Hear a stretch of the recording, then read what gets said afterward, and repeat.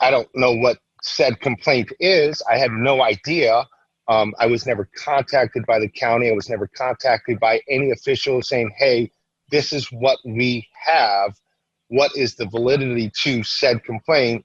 And unfortunately, I still don't. I still don't know why I'm being asked to close down my operation when, as I sit here, I have 4 restaurants within a rock's throw of me, and they're all doing the same operations.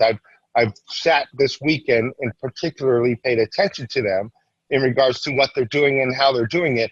And they're, all I can say is that my operation stands well above what the other operations are. And it's just because of again, the safety of our community and the safety of our employees are of the utmost importance to us. The letter states that there could be jail time up to a year. The letter states that there could be a $2,000 fine. Most importantly, the letter says that I may be disqualified from the CARES Act that was just passed. And that, from a small business owner standpoint, is the biggest challenge for me at this point. And now I'm at a point where the government is saying, you can't do what you're doing. Although you're doing exactly what everyone else is doing, but you can't do it. And we're not going to tell you why. We're going on a tip from a citizen somewhere that was mad at me, and I don't know what it is. I can't fix something if I don't know what the issue is. I am more mentally exhausted than I am physically exhausted, and because of everything we deal with. The government is no different than me. The only difference is they have the ability to impact me on a negative. If there are people out there that are truly violating, that are non-essential businesses, then I get that. I understand that. But I fall under the category of an essential business that is allowed to operate if you do carry out, curbside pickup, or delivery. I am doing that. I fall into that category. And as we discussed, I am doing it very well. So for them to say cease my operation, I feel because you're doing it well and because they got a tip, then you should at least have the courage to call me and say, this is what we got. This is what we heard from one of our citizens.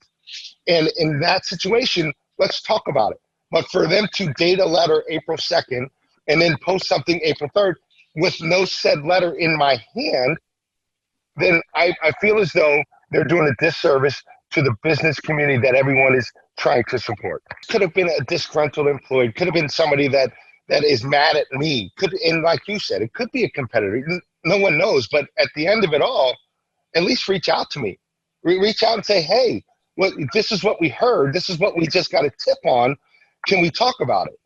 To send a letter that says, hey, you need to cease operations and not even have a word said about it, I think that, again, is unfair. That's the $459 billion question, is why not help your businesses by doing a small investigation? Make a simple phone call.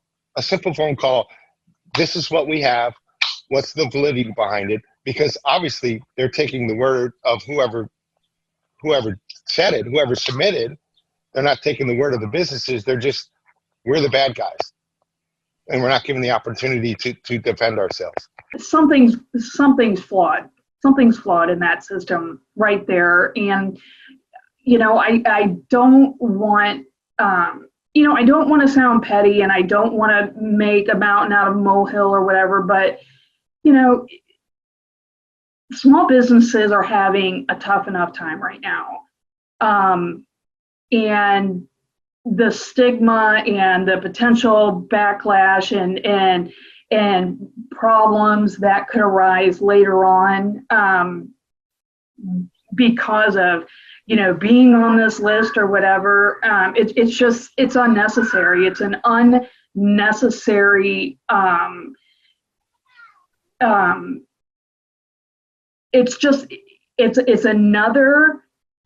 it's another headache that small business owners do not need right now. Yeah.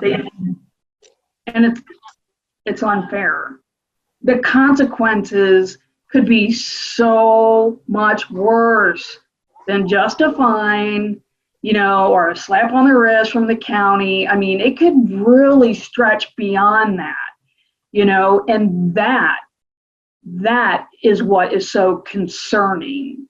So, if people are, wanting to be just petty and calling the hotline and saying, oh, well, I see so-and-so's open and so-and-so's open. And I don't know what kind of verification process they have in place before they're, putting these names on these lists that are going out, to news agencies.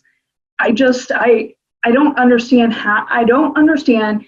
how they could in good conscience do it in the first place, but then to just completely dismiss it in the matter of 2-minute phone conversation and say, okay, we'll take you off, no problem.